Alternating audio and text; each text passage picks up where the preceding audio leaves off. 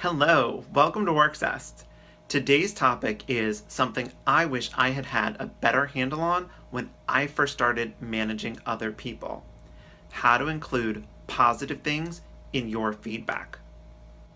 I don't mean the compliment sandwich. I personally hate the compliment sandwich.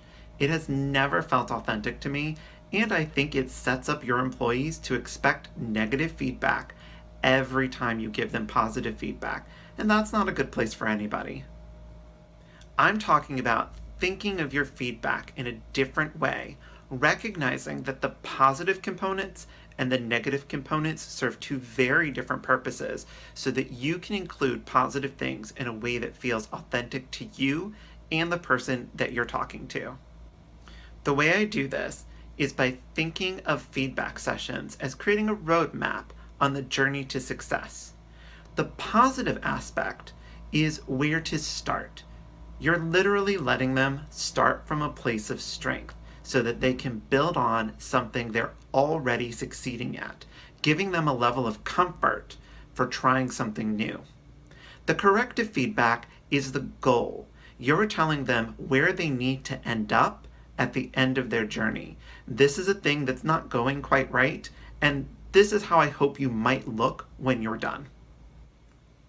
I'll give you an example about why this can be such a powerful technique and really changes the way that things get implemented.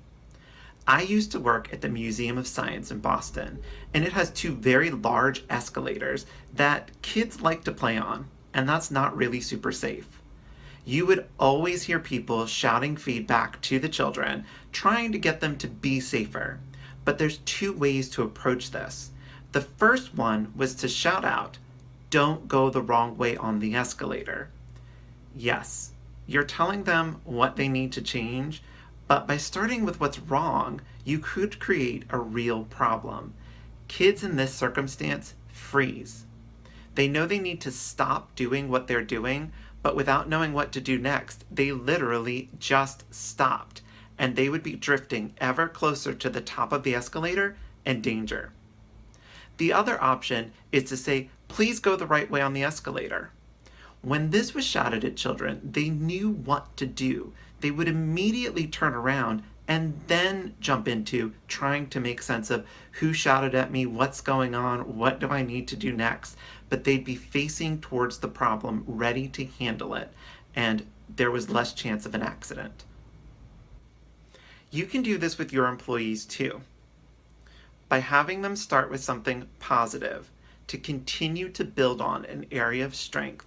You can let them approach the journey to self-improvement from a place of confidence and set them up for success. You can turn them towards their goal more easily when they know where to begin. I hope this will help you feel like you can be a bit more authentic in the way that you include positive things in feedback with your employees. And speaking of feedback, if you have any for me, I would love to hear it. You can find me on social media and let me know if you have any comments or questions.